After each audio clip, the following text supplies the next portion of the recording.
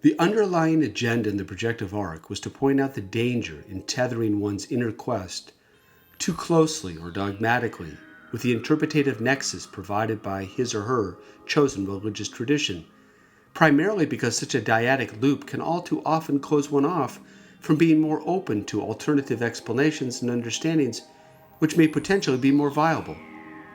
It is not that one shouldn't align to any particular tradition, but only that such an alignment, if too closely bonded, can turn the disciple's journey into a theological echo chamber, where what is uncovered merely becomes more fodder to sustain the leader or the teacher's superiority.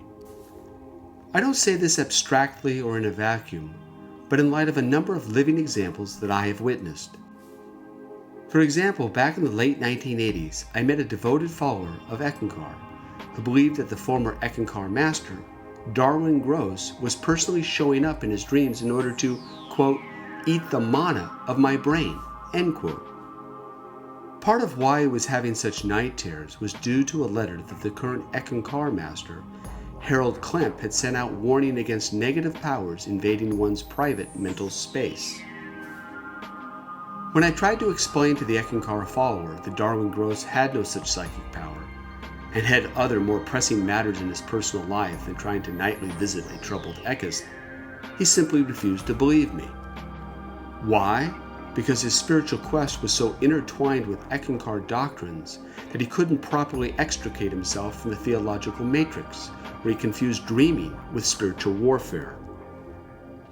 The problem is that too often religious maps, by varying injunctions, both positive and negative, tend to be self-serving feedback tracks, which by their very nature reinforce a particular paradigm and negate any competing map that may be more instructive or informative.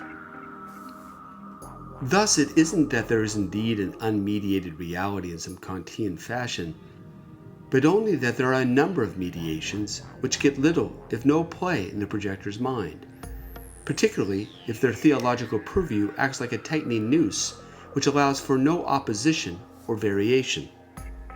Warning against projective arcs shouldn't be confused with some metaphysical undercurrent of knowing ultimate reality.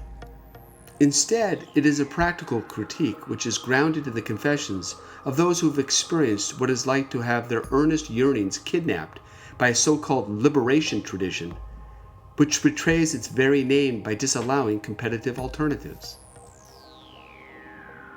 Perhaps it might be more fruitful not to prematurely tether our inner quest with conclusive injunctions or maps, especially when given more time and more exploration, we might find more meaningful pathway.